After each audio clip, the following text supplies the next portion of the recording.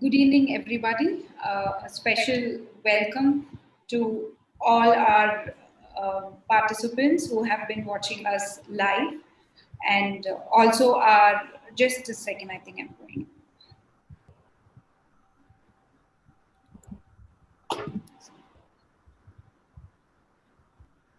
Sorry for that interruption. Good evening, everybody. Welcome to the National Education Conclave 2020, this day 2.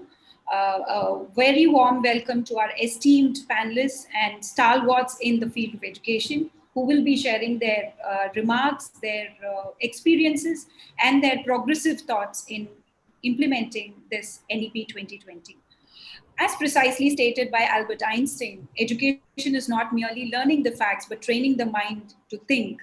That is truly what every education policy of any country should focus on. Having this insight, the National Education Policy 2020 has come up with numerous recommendations that are on par with international standards. Today, we are on day 2 of the National Education Conclave 2020, NEP Understanding the Right Way. Prime Point Foundation shares immense pleasure in trying to connect and bridge between the policymakers and the stakeholders through this conclave. As quoted earlier, and to re-emphasize, this conclave will intend to deliver from confusion to clarity, from panic to progress, and from fear to favor. The discussions will focus on policy, its impact, the ways to implement, and the COVID impact on implementation. We will talk on preparation, opportunities, and roadmap for the national education policy in school today. As our first panelist for the day, we have Professor Dr. Jagannathan. Professor Dr. R. Jagannathan currently is the Provost of St. Teresa University in West Indies. He was earlier the Vice Chancellor of Middle East University, UAE. He is a lead author for ISO 9001 Quality Management System. He is basically a professor in physics, has visited over 20 countries and has established himself as a seasoned academician. He has published a large number of research papers. He is a chairman of National Agriculture Farm and Research Foundation. He is also the founder, president for Digital Security Association of India, DISAI, an initiative of Prime Point Foundation. Over to you, sir. Good evening to distinguished panelists in the Zoom meeting and also the followers in the Twitter and Facebook. Good evening to every one of you. See, the main backbone of the thrust in the National Educational Policy 2020 is that the Government of India wants to create education as a national asset. This is in deviation to treating education for the past 70 years. So as a result, what the Government of India has done was that it has taken some 5 precautions while they were formulating this new educational policy. So they have taken into account the diverse culture. Sir, one second, I'm really very sorry to interrupt you. We're getting some disturbance over your audio, sir. If you could be a little clearer, or probably there is some, there is a disturbance. Keep the mic a little closer. Yes. Is this all right now, better? No, the audibility is okay, but we are getting some disturbance with your connectivity. I think your mic is a little loosely connected. If you could just recheck on that. Or probably I will switch off the fan.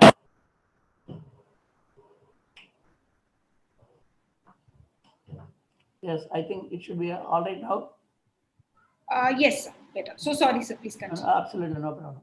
So the NEP 2020, while it was being drafted, the government of India under Prime Minister Modi, they wanted to create education as a national asset. The reason I will start emphasizing when the appropriate point comes a little later. So while they have been formulating this National Education Policy 2020, they have taken into account 5 important criteria. One, the diverse culture, traditions, and practices in our country, because India is a very vast country. So they have been taking into account the traditions, everything into account.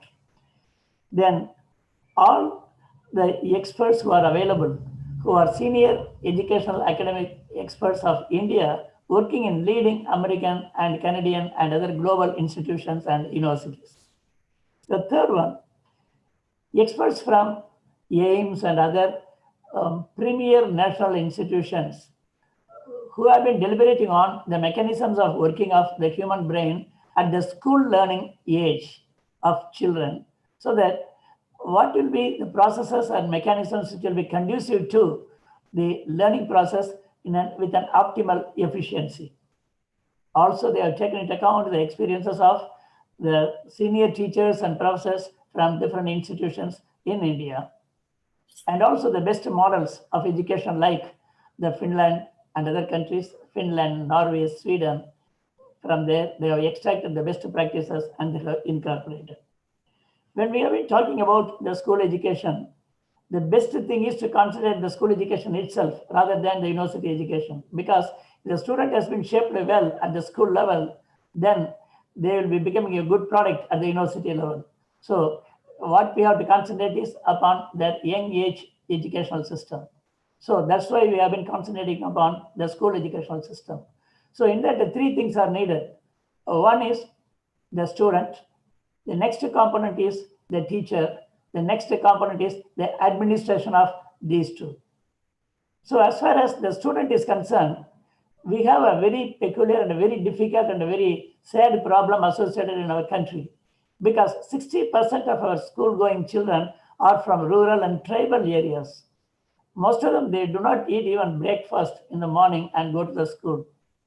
So the government of India in the NEP 2020 has told that there will be free, nutritious breakfast will be given to all the students throughout the country. It's the magnitude of the task is stupendous. So this is in addition to the free noon meal scheme that we are already having it. Then the right to free education up to 12th grade. Not just a right to education, but a right to free education up to 12th grade. Then the third thing is that most of the children's parents are not educated. They cannot be taught at home while the students come back from the school to their home. So as a result, now we have taken off the rote learning and replacing it with the experience-based, practical-based, and experience-shared-based, and for internship-based education at the school level. So, and also there will not be any tuition fee. Absolutely, the meals are taken care of, so the health is taken care of. They can now learn without any tension. Once these things are taken care of at the student level, next we have to concentrate upon the teachers.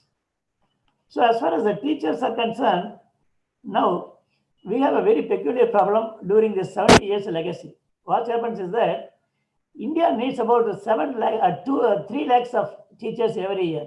India needs 3 lakhs of teachers every year in the schools. But we produce about 20 lakhs teachers every year, because we have about 18,500 teacher training institutes working in this country of different standards, heterogeneous standards, or below par standards, like that. Now we have 18,500 students, teacher training institutes. So what the government of India has decided is that the National Council for Teacher Education has already started assessing all these 18,500 teacher education institutes in the country. Now they have 3 options with them. One, who are substandard are to be closed, who are not that bad, can be given a time to evolve themselves as a institution of excellence, then if they are already doing good, they should be encouraged so that they will be doing it still further better. And now the HRD ministry, the Human Resource and Development Ministry, which is renamed from today onwards as the Education Ministry, has told that there will be at least 700 teacher education institutes across India, at least one in every state, one in every district. They will be the role model institutes as far as the school education is concerned. So once these things have been done, we should now have the other side of the coin. That is, what is the side represented by these teacher training institutes in India is, see, now there is a All India Institute of Private Colleges, All India Association of Private Colleges functioning in this country, in which about 9,000 of these private teacher training institutes are members. So what they say is that they themselves admit that 30% of their own members are to be disaffiliated because of want of standard. This is a very specific case where the institution representing the members themselves say that their standards are below par. Then, as far as the B.Ed program is concerned, now we have institutes which give a 1-year degree program, 2-year B.Ed program, 3-year, 4-year. You enroll and then get the degree. You do not have to attend any class. Like that, all varieties are there. Now they are all been streamlined. There will be a 4-year B.Ed program throughout the country from now onwards. Hello, I think Priya Minister has entered.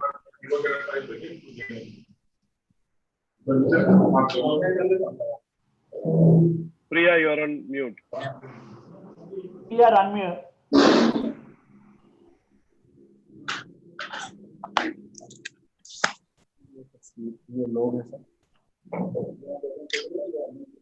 Yes, so let's just take a break of a few minutes. We will address Honorable Minister.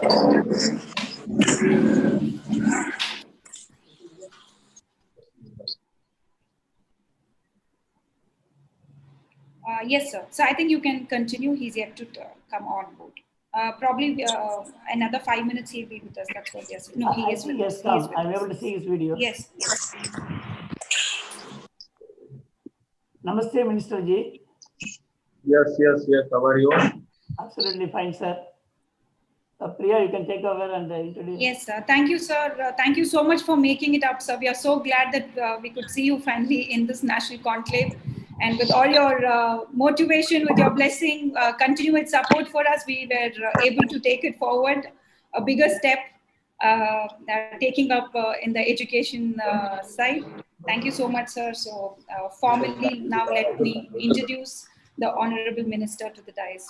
A very warm welcome to our Honorable Minister, Shri Arjun Ram Meghwal Ji, Minister of State Parliamentary Affairs, Heavy Industries and Public Enterprises, Government of India. Thank you so much, sir, for being with us despite your busy schedule with these elections around the corner. Learning gives creativity, creativity leads to thinking, thinking provides knowledge, and knowledge makes you great. A very powerful quote by Dr. APJ Abdul Kalam. And a standing example for this quote is Shri Arjun Ram Meghwal Ji, our Chief Guest for the National Education Conclave 2020 on NEP Understanding It the Right Way.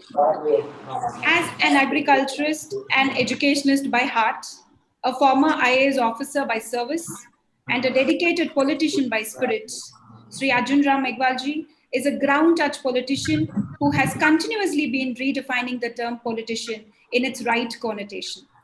This outstanding parliamentarian has been proving his commitment and excellence through his exemplary work and dedication.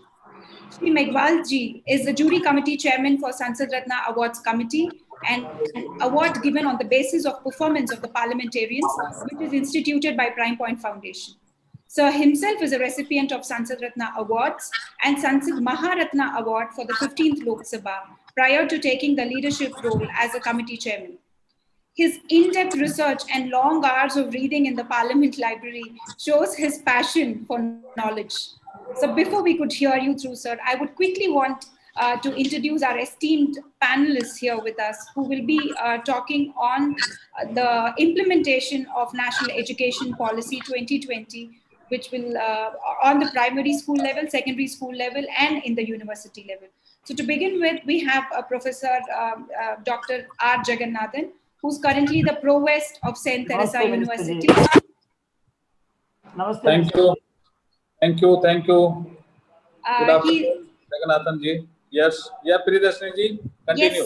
yes, sir. He was earlier the Vice Chancellor of Middle East University, UAE, and he has visited over 20 countries and established himself as a seasoned academician. He has published a large number of research papers, and he is the founder president for DISI, Digital Security Association of India, which is an initiative of Prime Point Foundation. So that is Dr. Jagannathan, sir, for you, for the Honorable Minister. And may I introduce Dr. Amita Mullah Matal. Namaskar, sir. Namaskar. Thank you. Namaskar, Amita ji. Principal, Thank you, Springdale, Puja Road, and Kirti Nagar, former chairperson, National Progressive School Conference, recipient of National Teachers Award 2005 from the President of India, about 45 years of service in the field of education, member of National Council of Teachers Education, on the steering committee of the Peace Education Program launched in collaboration with the UNESCO, on the advisory board and governing board member of CBSE, a well-known spokesperson for child education, teaching technique, and parenting, and the list goes on. Honorable Minister, this is Dr. Amita Mullah Matal. Great honor to be with you, sir. Namaskar. Sir. Thank you. Thank sir. you. Namaskar, Amita ji. We have Sri Ashok Pandey, Director, Alcon Public School. Mr. Ashok has been a successful school principal. He was listed by the Forbes India among 100 top people managers. Extensively traveled, Mr. Ashok has led Indian principal delegation to the US, UK, Australia, and Malta. And he has received the National Teachers Award by the President of India in 2012. Mr. Ashok sits on the governing body of NCTE, and he is the guest speaker for today, sir. Mr. Thank you, Honorable sir. Minister, this is Sri Ashok Pandey from Alcon. Thank you, Pandey ji. Thank you, sir. Thank you. Thank you, sir. Thank you. We have Dr. R.W. Alexander Jesudas, Pro Vice Chancellor of Hindustan Institute of Technology and Science, deemed to be university, formerly the Principal and Secretary of Madras Christian College, Chennai, for about 12 years. So he will be the panelist for day 3, talking about implementation of NEP in the universities. So Minister, sir, this is Dr. Alexander Jesudas. Namaste. Namaste, namaste, Dr. Alexander ji. Thank you. And we also have Professor Dr. Tarun Arora, Dean, School of Legal Studies, Central University of Punjab, Certified Master Trainer on Biodiversity Law, UNDP, and a life member in Indian Institute of Public Administration, Nodal Officer of Youth Parliament from Central University of Punjab. Honorable Minister, we have Dr. Tarun. Dr. Tarun, please introduce yourself. प्रणाम sir, doctor Tarun. Namaskar, namaskar, Dr. Saab. How are you? Fine sir, आपके ग्रह अच्छे से. मैं ठीक. Okay, thank you, Doctor. Thank you so much, sir. We were expecting Professor G. Ramesh, who will be a panelist for tomorrow. He's from IIM Bangalore, who takes care of Center for Public Policy. He was a civil servant under Indian Economic Service, later turned into an academician. Socially conscious person who silently helps and guides numerous youngsters and students. Unfortunately, he was not able to make it up today. He will be with us on the panel tomorrow. So before we could hear you, sir, on behalf of Prime Point Srinivasan, sir, who is not with us today on live, owing his mourning to his mother. So I would just want to thank you on behalf of Prime Point Foundation for considering our humble request and making time for us. So thank you so much, and over to you, sir. Thank you, Priyadarshini ji. Thank you very much. Yesterday, I could not join you because there was a very busy program of the finalization of the tickets of the municipal corporators in Jaipur. And today there was a last day for the nomination. But I was very much interested and I was keen to join with the Prime Point Foundation's program of the National Education Conclave on National Education Policy 2020, understanding the right way. So that is why I am with you. I thank you all the panelists, Professor Dr. Jagannathan ji, Dr. Amita ji, Dr. Sheikh Ashok Pandey ji, R.W. Alexander ji, professor Tarun Arora ji और रमेश जी भी जुड़ने वाले हैं। अरोड़ा जी तो हमारे राजस्थान से ही हैं। अरोड़ा जी आपको भी धन्यवाद, और लीगल स्टडीज का काम भी आप देखते हैं। It is a very good programme, और I think it's a very good subject nowadays. We are in the 21st century, and so many philosophers, planners, policy makers, they also describe that the 21st century belongs to a knowledge power. Who has a good knowledge means he will have a good power also. So knowledge is a power. Dr. APJ Abdul Kalam Sahab also told so many times that the knowledge is the power. And in the new education policy, it is a time to prepare schools with the system. We have a school level system, then we have a college level system, then we have a university level system, and we have some professional level system, technocrat level system. Some are the very important institutes, just like IIM Bangalore, IIM Ahmedabad, IIS Bangalore, Anna University Chennai. So we have a system, but we have to prepare the school with the system. That is the basic need of the hour. And you can also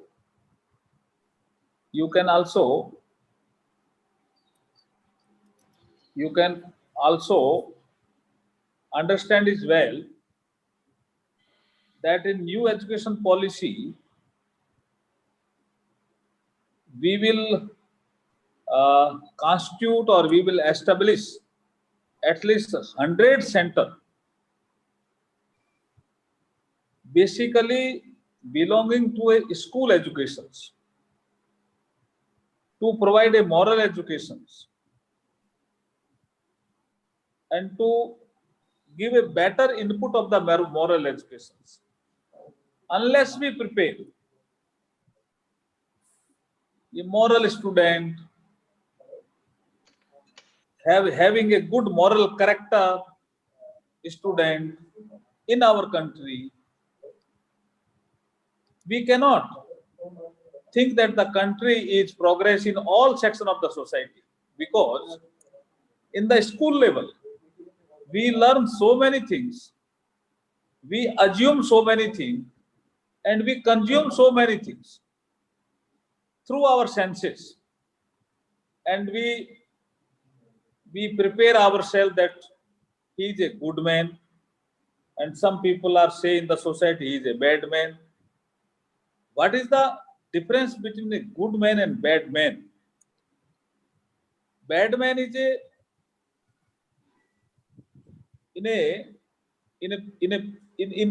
bad men also live in the society, but just like if remove the balance sheet, that is the liability. We cannot remove the bad man from the society, but that is the liability. But in the balance sheet, there is a column of the assets also. So some good men live in the society, they belongs to assets in the balance sheet. What we have to do? We have to create more assets. We have to create more assets, strengthen our assets through this preparing the school with the system. The school is the basic preparing center of a children. Our APJ Abdul Kalam have told so many times, he has written in the book also, that I have got some knowledge at the age of school level. And I remember still in my life also. That is the achievement of the school boy in the school. So it is a very good, I think, a conclave, National Education Conclave, based on this National Education Policy 2020, understanding the right way, preparing the schools with the system. As I pointed out that we have so many systems, school level system, college level system, the university level system, professional level system, technical level system. We have strengthened our system with the National Education Policy 2020. That should be our motto, that should be our aim. And I again thank you very much, you, that I join with you this with a very good panelist. But I have some very other assignment of the nomination of the corporators. So I have to rush to attend another meetings in our party office. So I think I could not justice with this your conclave. लेकिन आप मुझे माफ करेंगे. I have to rush to attend the meetings. Thank you very much for providing me the opportunity. For providing me the opportunity, Rasmi. Thank you. It was an honor for us. It was an honor for us to hear you. Thank you. Thank you, Arun. Thank you, sir. Thank you so much. Thank you, sir. Thank you. Thank you. Thank you.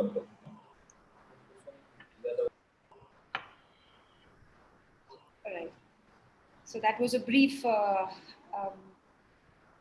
talk from the Honorable Minister. So thank you, sir. Thank you so much for taking our time and giving your valuable ideas and inspiring us to take this conclave forward. So if I can request, because we are running against time, Jagannathan sir, with your permission, if I can request Dr. Amita Mullah Vatal to come on board and share her, yes sir, and share her ideas on the defined topic. Yes, ma'am.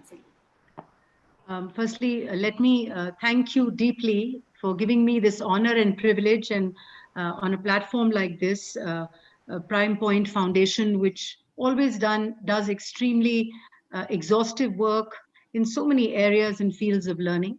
I would like to thank Professor Jagannathan for this opportunity and for placing me on this panel with so many erudite personalities. I have Dr. R.W. Alexander, J. Sudasan, and of course my dear colleague Ashok Pandey, for whom I have the utmost respect, Dr. Tarun Arora, and of course Priya for having called me up. Thank you so much for this honor. It was very interesting to hear the respected minister, and I think when he talked about the fact that all education really take place in schoolrooms, I agree entirely with him, because learning is what happens in school. And once the children move out of school, it's all experience. And I think this is what the National Education Policy in many ways has sort of understood, the whole ambidextrous area of the left brain and the right brain coming together. And I think that's what the National Education Policy looks at. You know, if we teach students today, as early as so many years ago, Dewey said that if we teach students today as we taught them yesterday, we will rob them of tomorrow. And I think this is what, that for several decades now, the education that we have been receiving is completely different from the education that we need. And I think this is what, this realization that schools have been focused on equipping students for the last century is the driving force behind the changes which are being reflected in the National Education Policy. Having said that, the policy has come at a time when there is a deep requirement for schools to adjust to new societal changes and expectations by transforming themselves in role and identity. Because much of the energy that drives the schoolrooms will essentially be the brain power generated in classrooms. And it is clear that without a certain kind of skilling, Without a skilled force, no community will be able to prosper and no industry will grow. And it's very clear that despite the best efforts of educationists, of the market, of stakeholders, of so many other people, we have constantly struggled to ensure the kind of children that the market needs. In fact, every time the children are out, the whole unemploymentary conundrum is because there is an issue in schoolrooms. And I think this is what the NEP has looked at, because now every child will be trained, as Professor Jagannathan mentioned, that now every child will be able to be trained creatively, to think innovatively, because ultimately creativity and innovation are the sort of, what shall I say, the panacea for the future, because without that, there is nothing. And the education policy within its very structure is defining this creativity. Because whether one looks at the fact that how it has panned out its selection of subjects, ensuring that there are no hard and soft subjects. There are no hard and soft skills. I think it's very imperative that all skills are integral to learning. And that's what the education policy has done. Why do we need to go to an international baccalaureate to get our children trained in understanding PISA, when India is looking at PISA? And I think it's very, very important that if the kind of examination, we can't have a different kind of examination and a different kind of learning in a classroom, because the examination and the learning have to coexist. And today, the examination, for whatever it's worth, is very rote oriented. And this kind of rote orientation is what the policy is trying to dismiss within its structure. In fact, I would say that what the minister just spoke about, when he talked about value systems, I think the policy is going way beyond the 21st century. In fact, it's practically on the threshold of the 22nd century. Because when we look at the 22nd century, we're looking at four very important aspects. One of them is care, the other is culture, then there is community, and then there is communication. And I think these are four aspects that the National Education Policy has brought in. Because when you talk about care, and I think the whole idea of mental well-being, which has become integral for the social emotional learning skills that NEP talks about in his holistic report card, it's very essential. Because I think health and mental well-being are essential to this particular century and the coming centuries. And that's very clear even with what has happened with the pandemic. And that is why the whole social emotional ambit has been given so much of importance. Because when you talk about creativity, you talk about general happiness of children. Because unless a child is happy, how can he be creative? Because you will notice that the creativity syndrome, you have 98% of creativity at the early childhood levels. As they go up, it's practically dismissed.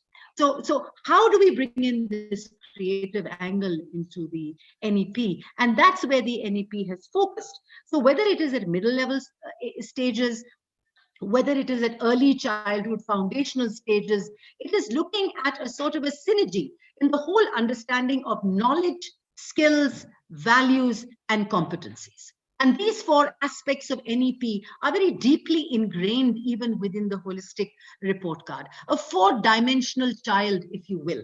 And that's what one is looking at. Because, and I think the learner profile, what kind of learners do you want who are going to step out of schools?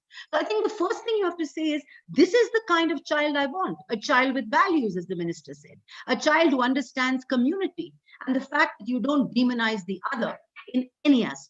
The fact that a child understands communication, which is a very important aspect of technology today, because technology is intrinsic to creativity and to learning. The education policy talks about coding. It talks about artificial intelligences. It talks about machine learning. It talks about so many aspects of technology. And today it's quite entertaining to see that everybody has jumped on the bandwagon of coding. And again, coding has become rote. They're not saying how to create that app and how is that app going to help society. So it's just about, okay, let's learn how to do coding. Coding will again become a rote learning. So how does coding get out of the rote learning context? By developing apps that connect to the community and its problems. So teaching the how to children. is what the NEP is progressing. Teaching the what to children is how it is looking at it. And I think the greatest thing about the NEP is that all this while, Priya, we have been talking about 21st century skills. They've been lying around in some cupboard or in some books. They have never come out. So for the first time, when we are going to create lesson plans, we are actually going to create lesson plans which are art integrated, which are value integrated, which very prominently say that if this is the way you're going to learn integers, then how will you bring in problem solving? How will you bring in creative thinking? How will you bring in critical thinking? So every kind of lesson plan will feed into the 21st century skills. So which will automatically mean that it will become a holistic way of looking at learning. And I think it is essential because all this while we look upon 21st century as an activity-oriented process, the skilling. But skilling is not activity-oriented. It is integral to learning. And so, and skilling is not, mechanically doing something.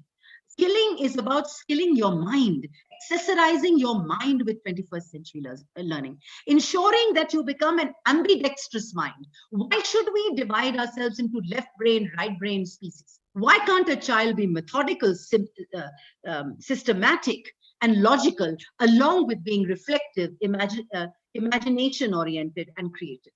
So a combination in classrooms, and this comes through practice. It comes through processes that come into place that teachers, teach. So having said that, the most wonderful thing about this policy is the whole idea of bringing in indigenous practices. Because we have a country which is extremely rich in flora, in fauna, in culture. Because a child needs to, I think a child needs to be vocal about the local and the global, but essentially first about the local. So I think it is imperative that the child understands the context. If it's a Delhi child, he understands the context of Delhi and India. If it's an Uttarakhand state child, he understands the context of Uttarakhand and India. If it's a Tamil Nadu child, he understands the context of Tamil Nadu and India. So, and it is amazing that we're looking at languages, and I think it is brilliant because I do know that a child feels the most comfortable in the mother tongue. And also the fact that we can learn at least 100 words of a regional language. You see, that automatically helps in communication. It helps in people coming together. The best way of communicating is if you know their language.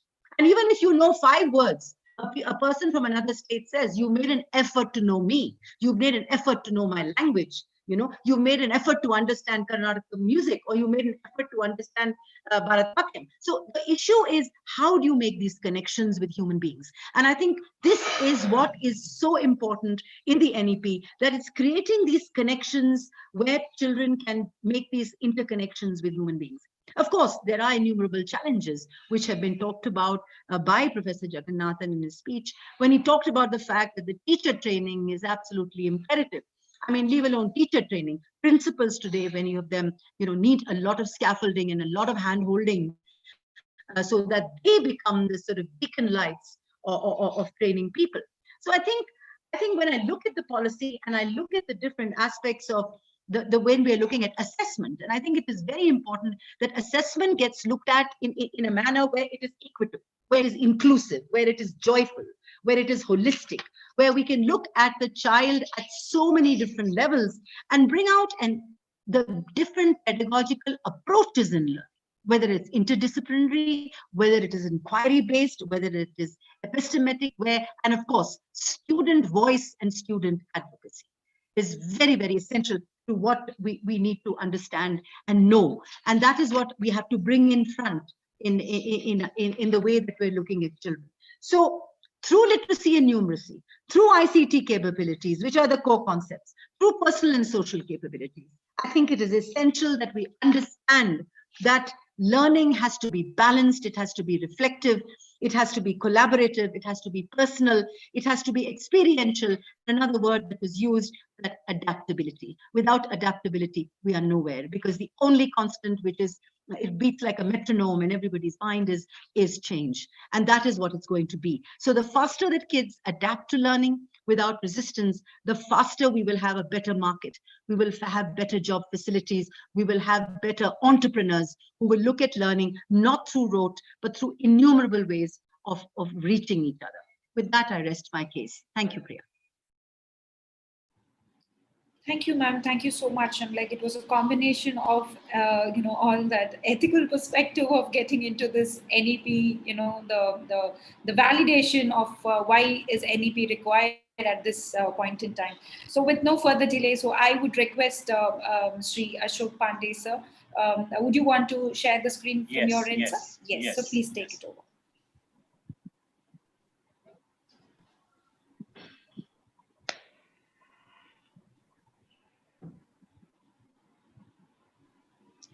So my screen is visible, Priyadarshini? Yes, Priyadarshini? yes, Ashok. Yeah, fine, thank you. So thank you, Priyadarshini, for inviting me along with very distinguished people here. Let me say a couple of things before I begin. Three distinguished people have spoken before me. The Honorable Minister spoke in very few words, but he has given far-reaching implications for what he said. The long-term asset creation for the society through value education was the message that he gave, and that sums it all up. So that is one thing. Professor Jagannathan has spoken about the soul of new education policy.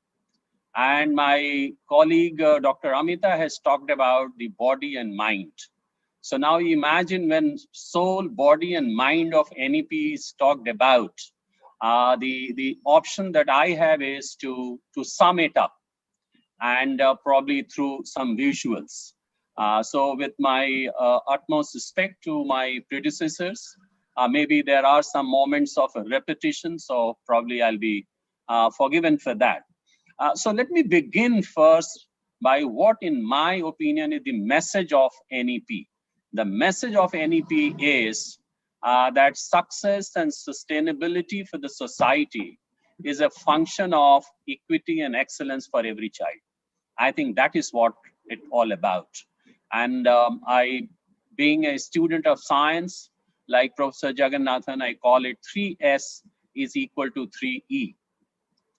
And you know, what does it mean is that learning from early childhood, that is the first time this policy talks about the foundation years, to lifelong, school, college, and beyond. That is also the goal number 4 of sustainable developmental goals. It also talks about local and global, and talks about the development of global citizenship.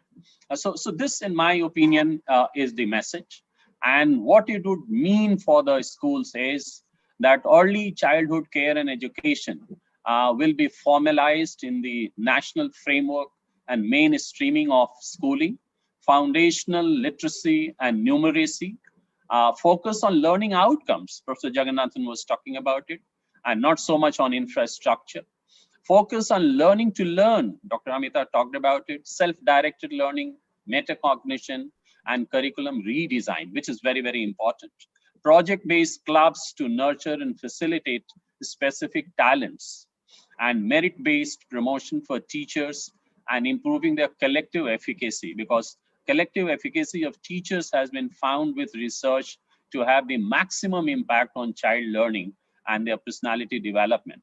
And then collaboration, not within the school, but also between the school and other schools through school complexes. So that is how it is going to change. Almost all my predecessors talked about what kind of child we want. You know, we have a lot of indicators for that, though it is very difficult, the kind of uncertain world that we are going to witness. But nonetheless, indicators are already there. And I'm presenting to you only one indicator through the LinkedIn research, where the topmost future skills that will be required in future are innovation and creativity, critical thinking and problem solving, adaptability and flexibility, communication, leadership, and people management. And therefore, this gives an idea as to how we have to come back to our own drawing rooms and drawing boards of schools and create our curriculum and focus on the development of each child so that they become very, very independent, self-directed, productive and efficient citizens of the world. Here I give you that we are talking about 21st century. We are already 20 years into it. And the child who is going to enter the school today, and by the time he or she enters the workforce, half of this century will be over. And the kind of medical facilities that are increasing and the life cycles are increasing, I think there is every possibility that the children born today will well go into 22nd century. And therefore, we are not only working for this, but we are working for a very, very long future. And for that, a couple of things are necessary. And that is what we call 21st century learning today to prepare them for the future.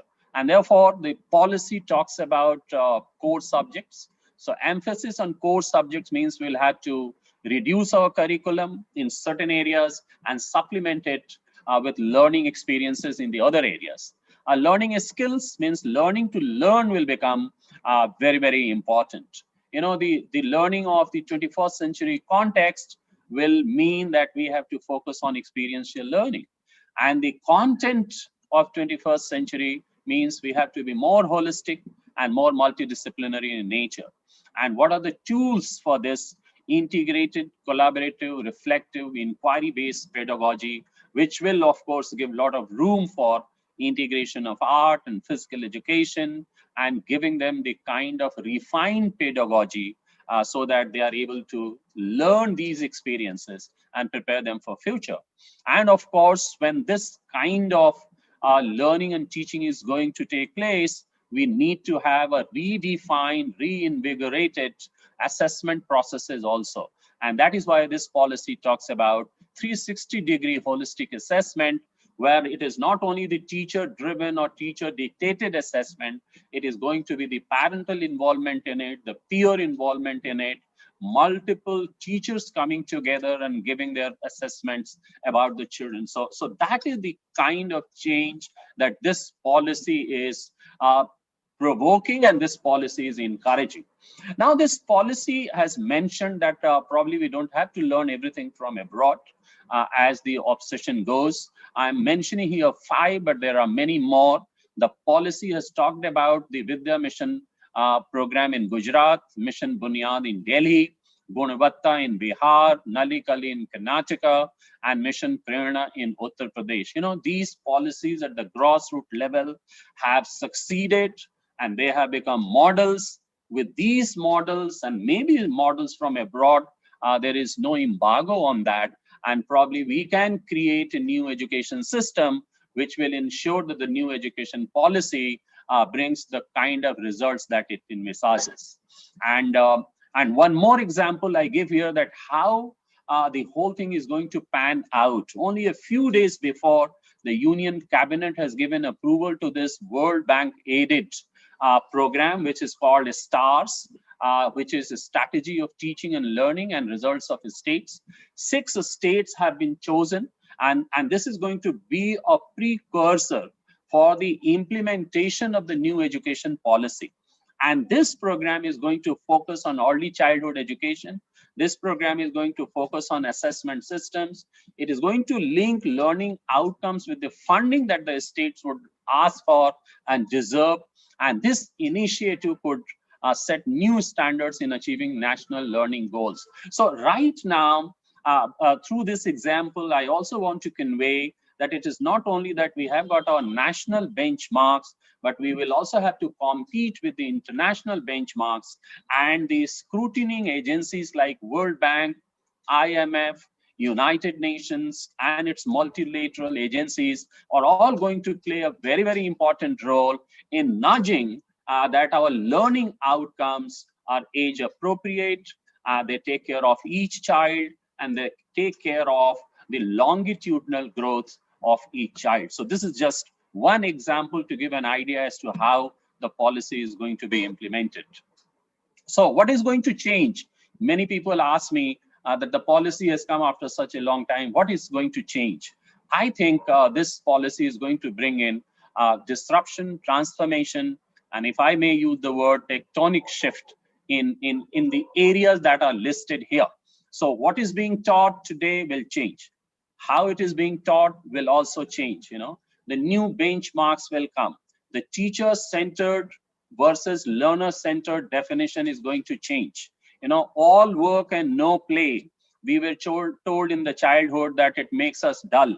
But over the past 3 decades, it was converted to all work and no play will make a child ideal. So I think that is going to be changed again. Exclusion of a student's voice. Amita has already made this point. I completely agree with that. The students will have a lot of say in the new education policy. Teaching is a noble profession, all right. But which parent, they all want great schools, but would they like their children to go and teach in those schools?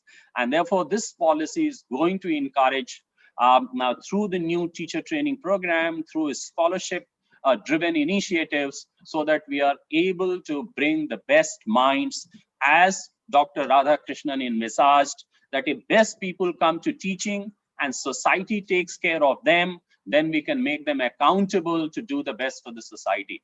I think we are up to bringing in that particular vision. Parental aspirations will also change, that every parent wanting that my child should do this and not should this. But I think now students will have a greater voice.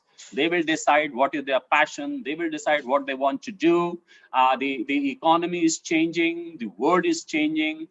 The old thoughts about job and being in a job are changing, and therefore parents will also have to change. So these are some of the changes that I'm thinking that people will have to embrace this change if we want India to have a new education policy. But having said that, at the end, let me tell you, the taste of pudding is in eating it. The no policy is better than its best execution. I think no less than a person than the chief architect of this policy, Dr. Kasturi Rangan himself, said that the only thing that can fail this policy is the poor implementation or half-hearted implementation. So I think if we can take care of that, and we take care of the past experiences with our policies, that how the political, economic, social, technological, legal, and environmental factors can impact. India is a federal state. The new education policy is going to be a new test how cooperative federalism works for the best interest of the children of this country. How we are able to fund it, how the society is ready to embrace the new thing, how we can make India a digitally advanced country, so that the digital divide does not become a hindrance to the implementation of this policy. The legislative, the environmental factors, I think now is the time for us to weigh in those problems which might, even with the best intention, can prove to be a hurdle. So with these words, I sign off, but with a very, very optimistic note that the kind of euphoria and genuine understanding of this policy has created, I think the society at large will embrace it, and teachers and educational institutions, the elders like Professor Jagannathan, have to lead it through their vision and with their power of communication, so that we are able to implement it with great success. Thank you, Priyadarshini. Over to you.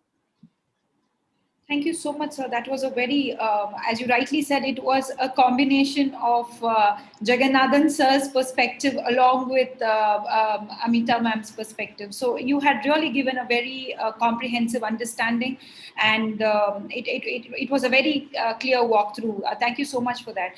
Thank you. Though Prime Point Foundation has been very closely associated with a lot of educational advancements, or a lot of educational inspiring ideas, but this is the first time ever we did such a conclave, and on behalf of the organization and on behalf of myself personally, I should say, it is really overwhelming to see the amount of commitment the entire teacher, the institution as teachers and professors, you all show to this NEP, and the opening and the openness you show for a change. which unfortunately few people believe that the present system is not open to change.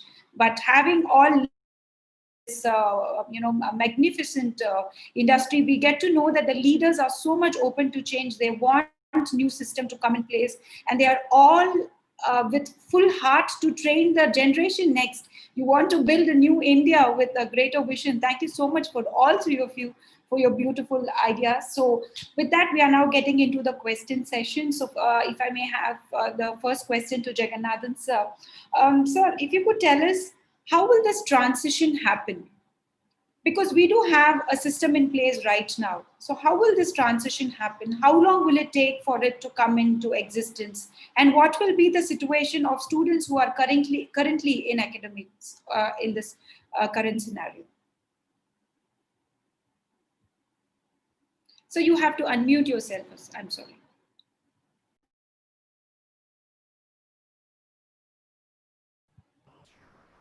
Yes, sir. This transition involves three components. One is to bring out the framework which is to be implemented, is to be drawn. That responsibility has been given to the National Council for Education and Research Technology. That is, the NCERT has been given that responsibility. So there is a difficulty with your mic, sir. I think if you could just change your mic. 1 minute. Yes, that's actually creating a lot of difference. So Yes. this has got three components. One is the framework of the new educational policy is to be drawn up by the NCERT. The responsibility has been given to them. Then, as far as the implementation of the teacher choice and selection is concerned, the responsibility is given to NTA, the National Testing Agency. But then a great responsibility is now between the Government of India and the state governments. Because as per the new educational policy, there is a NEP, that is the National Education Policy 2020, we are aiming at the 100% gross enrollment ratio. That means we have to create new additional schools. We imagine how many schools we have to open up. We have, during the next 10 years, we have to necessarily open 10 schools every day, like that for the next 10 years. Only then we will be having the requisite number of 100% gross enrollment ratio can be achieved. That's why the Government of India has earmarked 6% of the GDP towards this creation of the assets. That's why I told you in the beginning that the Government of India, under the Prime Ministership of Modi ji, has started treating education as creation of a national asset for the country. That's why the mammoth amount of 6% GDP will be now earmarked for this purpose. So now on one side, the framework and other procedures and rules will be in place. The testing of the right people as the teachers will be in place. And then the creation by allocation of the right amount, which will be the joint responsibility of the union government and also the state government, will be in place, so that if it is implemented well, then India is right through this whole scheme. That's why. Yes, and how about the students who are presently in the system? Like one more point. Since the system involves a lot of responsibility, we have the Rashtriya Shiksha Yog has been created. For the first time in the country, the Prime Minister of the country himself will be leading it and steering it.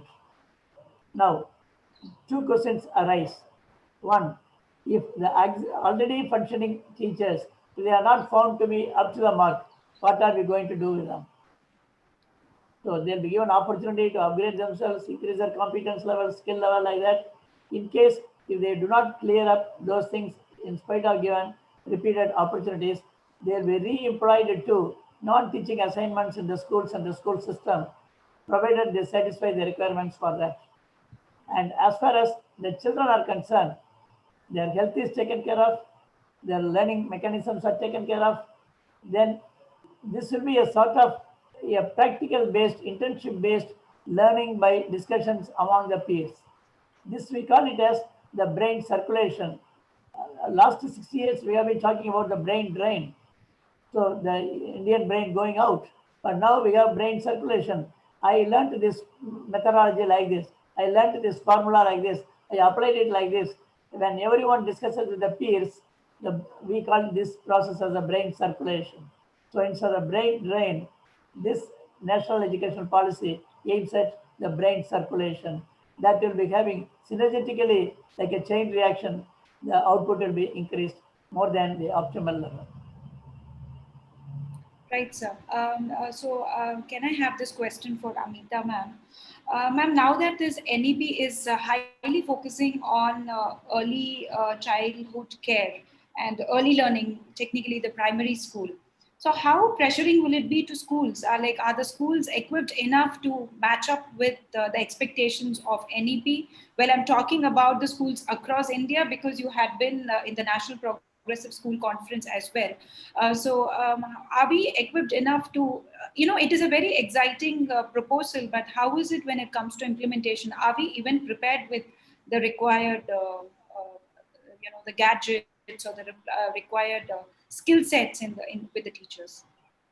See, Priyadarshini, I will take it up in a different way because you see the National Progressive Schools, and as Ashok would agree with me, is a fairly elite group of schools. So those schools are in any ways very progressive. So there's no reason why they won't have a problem. Even when online classes are going on during COVID, by and large, those schools of the National Progressive Schools are doing their online work.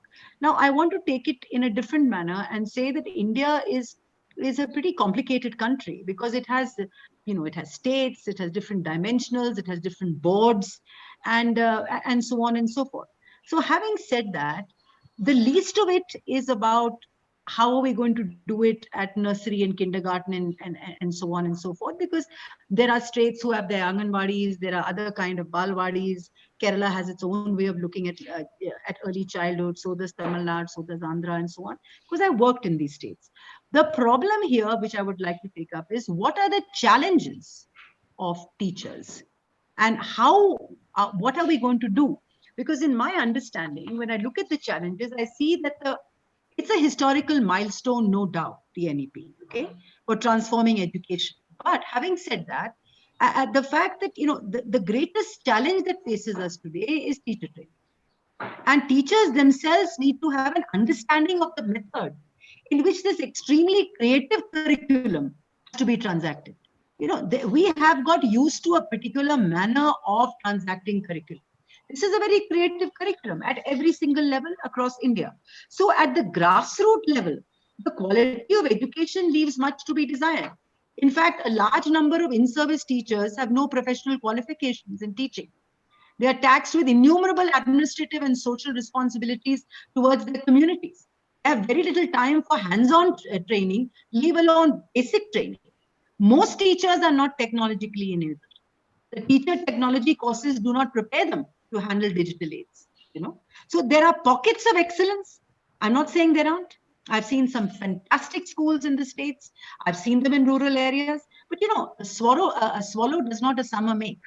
So there are pockets of excellence and expertise, but they're very few and far between. I'm not saying that urban schools are excellent. Even in urban schools, there are some very good schools and there are some extremely poor schools across the country. So despite these models in some progressive schools, the fundamental pedagogical structures of how we organize education has often proved to be very resistant to change. A lot of people don't want to change. And this was one of the reasons that led to the continuous comprehensive evaluation that was brought in, which failed.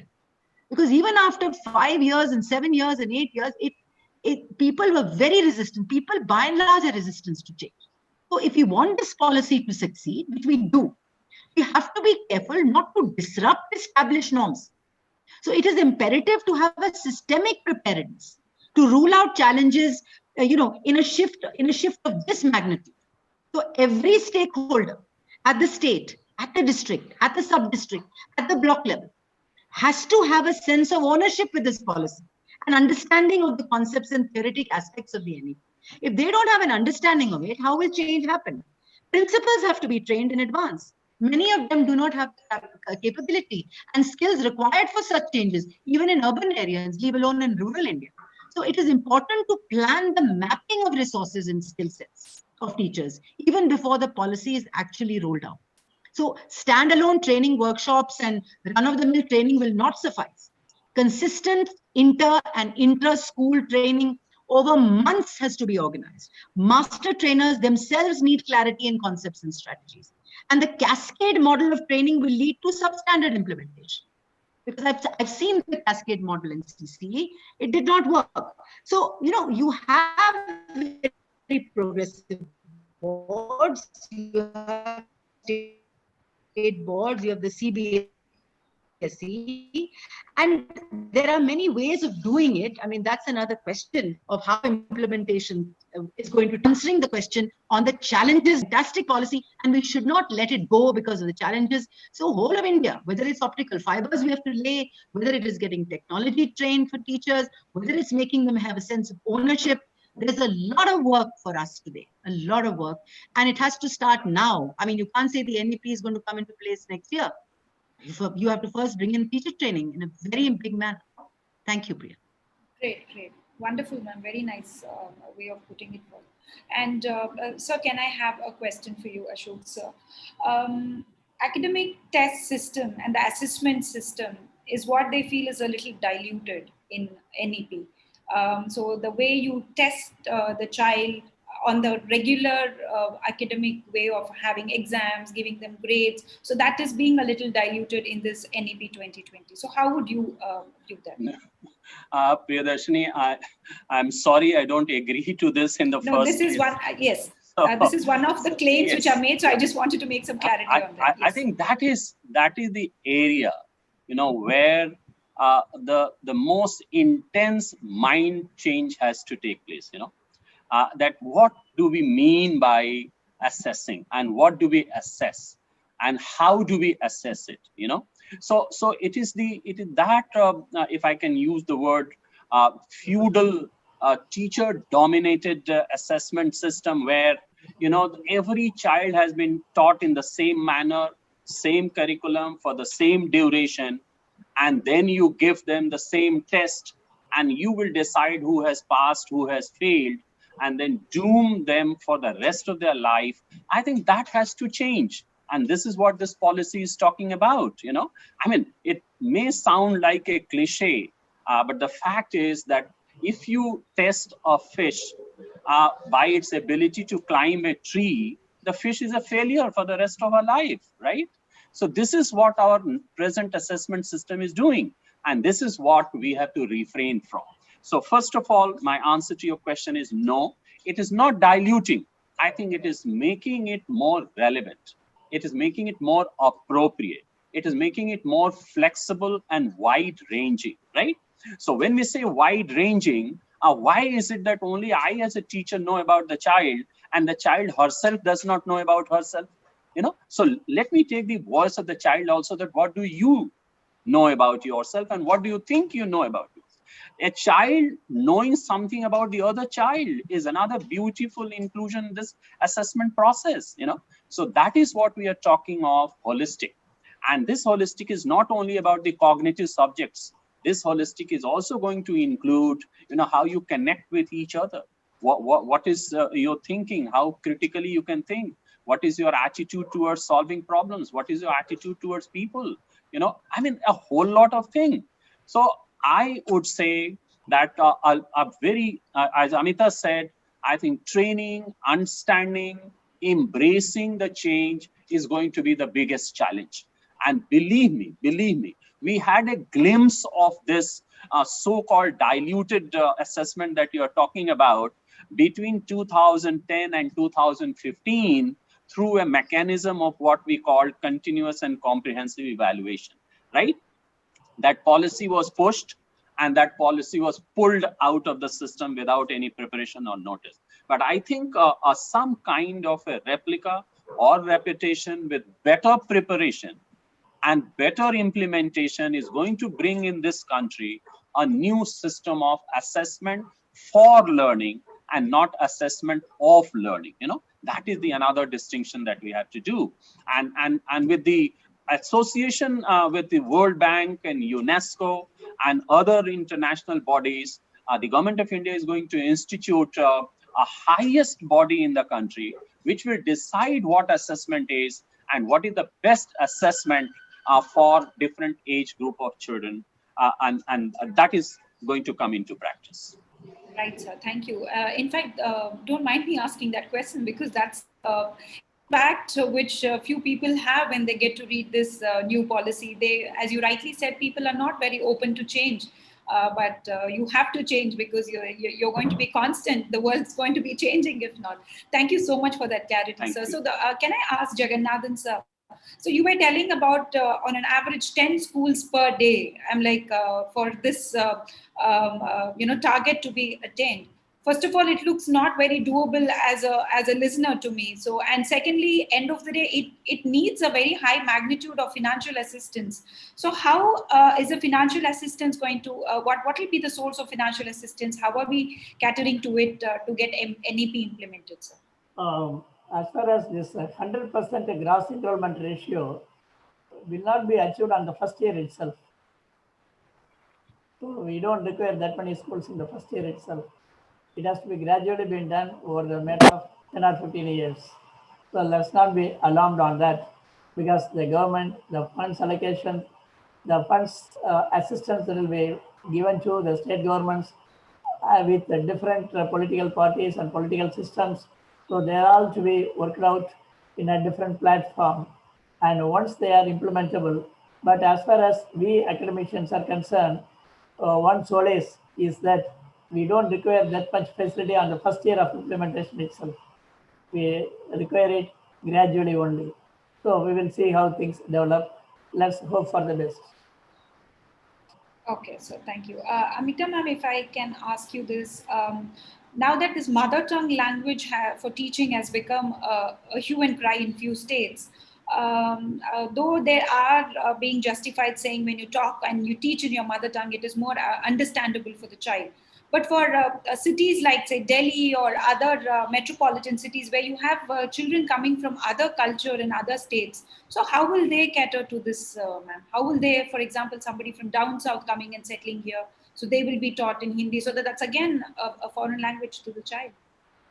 No, I think this is something that we must, I think there has to be some clarity on this, because the NEP at no point says that, you have to do this and you have to do that. In fact, I think it's one of the most flexible documents that I've seen. And in fact, at every point, it says that it leaves it on the state. It leaves it on the choice of the child. Now, naturally, by and large, I mean, if you're studying in Kerala, you will study Malayalam. What I'm told you do, I know that when I was in Mumbai as a young girl, Marathi was my second language.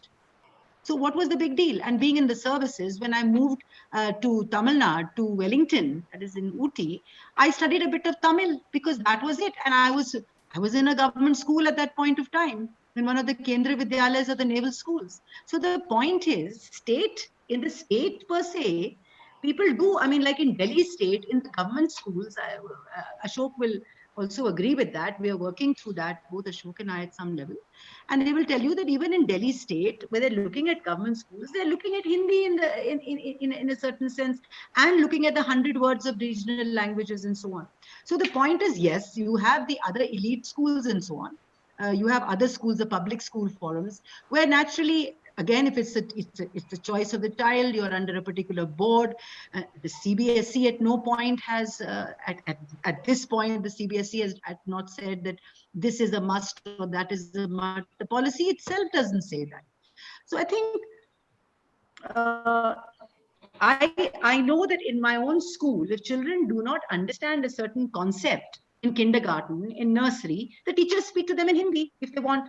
If a child is coming from some other place, we sometimes call teachers to ask them if they're having a problem. If I have a child who's coming fresh from Maharashtra and does not know the language at all, then we have a teacher who speaks Marathi and then comes and asks, what is the problem? But children are so good that even if you teach them 2 to 3 languages, they can pick it up. In fact, this is the best time to pick up languages. If you look at it abroad, children are studying 3 to 4 languages. They're studying English, they're studying French, they're studying the language of the scripture, that is Latin. We study Sanskrit. And it's very clearly been said. You will notice it's been said that in class 3, you can select whichever language, and class 6, I beg your pardon, you can select whichever language you want. It's also been said that by class 10, You should basically be proficient in literature of any one language of India. And let me be very frank with you, English is considered an Indian language constitutionally. If you look at it in the constitution, it's considered an Indian language. It's no more considered as a foreign language. So if in English is considered an Indian language, so wherein lies the problem? I don't see. I think these are just problems that, I don't want to get into the politics of the whole thing. I just say, to me as an educationist, I want to say that I have never seen a more flexible document than the NEP. Wonderful. Language or no language. Thank you, ma'am. Bang on. Ashok sir, coming on the ethical perspective about the culture, about the communication, the skill development, where the emphasis has been given in NEP, which was not there in the system, which is not right now in the system. So, how would you even teach somebody the ethical perspective? Can ethics even be taught? Are we in that stage where we have to teach ethics? Should ethics be taught? Can you teach ethics? Yeah, I mean, you see, Priyadarshini, another problem of mindset is that I'm coming back to that again with apology, that many a times in our discourse, we spend endless time in semantics and in discussing what and how of something which is not required, and then we miss the train. You get my point? So the whole idea is, the Honorable Minister said what? You will have everything in the society. Please go on building your positive credits in terms of assets, right? So we have to imbue our children with values and morals. Who would deny that, right? So the question is, at the nursery and KG level, what is the meaning of value? I think they will understand what is sharing, what is caring for each other. Have you ever seen children walking in a line of age 3 and 4? I mean, they will die for each other, right? So they will hold each other so tightly that even a teacher cannot break them away. Where does this value come from? You see? And then children have natural love for connectivity. And today's generation, you see, today's generation is having a lot of appetite for risk. You see, great communication, raising their voice, standing against injustice. So what is that injustice that they're talking about? The injustice, which is not ethical in nature. So if they say that, no, this is not correct, it means they are already equipped with the understanding and comprehension of what is ethical and what is not ethical. So the question is, how do we encourage them? How do you build it up? What kind of narration and discourse we have? What kind of projects we give to them? And that is why this policy is talking about skill development. So skill development, there are a lot of values in life and little things that we should learn to do, and not pushing it onto somebody else into that derogatory demarcation that this is his job or that is her job and not my job. So through the process of a skill development, we want to bring all the children on one platform where they start valuing lives, they start valuing work, start giving more dignity to what everybody is doing. And that itself will become a fountain for understanding what is ethical and what is not ethical. But if you go into the philosophical semantics of ethical, probably even adults don't understand today. Otherwise, we would not have seen so much of unrest on the streets in India today. So that is what I would say here at this stage. Yes, true. Because there is a wrong understanding of people taking it to be philosophical teaching, yes, which they feel that why would my child want to spend time on philosophy, rather yes, learn much of science and technology. So that's the question, because I wanted a little clarity on that. So thank you so much for that. So just to add on, how are the teachers responding to it, sir? Like in your of course, I will tell you, as Dr. Amita said, we have layers of institutions. So fortunately or otherwise, we belong to the institutions where teachers' threshold for change is very high, or low, you can say, whatever way you define it. They are open to change. That's what I'm saying. They have exposure to a lot of things, and with little bit of push, they will come up to the expectations. But here we are talking of pan-India situation, you see, and it is not only the mindset of the teachers, the parents. Are parents willing to put up their children for a holistic development, or they only that's want the them question to put I was them actually saving. that's Yeah, what I'm for saying. probably. Huh? So I think it is it takes a village to raise a child, as the proverb goes. I think everybody will have to join hands. That what is our concept of asset building for the country and asset building for the world? If we continue to think in the same mold that no, we have to go in for IIT coaching at the age of 6, and instead of learning the critical thinking and communication and collaboration, my child is happy learning the 3 C's of coaching, cramming, and cracking, then what will teachers do in this? You see? So I think we have to prepare the society for this change, that a whole personality is far more important than a very, secluded, truncated personality, which we think is a successful personality. Yeah, so before we just take the conclusion from each one of our speakers, I just have one last question to Amita ma'am. Ma'am, how are the parents responding to it first? And the second thing is, do they feel, because we've got another question which says that there is, this NEP will make the teachers and the students not very much connected. It's going to be, there's not going to be a very close connect which was there earlier. So it's going to create a gap between the teacher and the student. That's one claim which they have made. And the second thing is, how are the parents responding? You see, again, as I said to you, Priya, and again, as my friend and colleague Ashokji said, that you see, by and large, in many different ways, we are working in our schools already in that fashion. We are already involved with inquiry-based learning. We, even if we're doing online, we are doing breakout rooms, we're doing research, we're doing project-based, we're doing innumerable programs dealing with sustainability, with all sorts of aspects. So it's not, at least as far as progressive progressive schools are concerned, parents are used to it. So I don't think that there's not going to be much of a change in terms of, at least when you're looking from ECCE, that in the early childhood, coming all the way up to 8th and 9th. Now, that is one area which probably other schools which are still road-based, which are still doing exams, they'll have to start reviewing and rethinking. And there, the parent community will definitely face a lot of challenges, because for whatever it's worth, we still are a civilization. Unfortunately, the older one was much better. I would say that Gandhi ji or Jiju Bhai or even Tagore never looked at, they all looked at the, at the whole idea of the head, heart, and hand. They never looked at rote learning.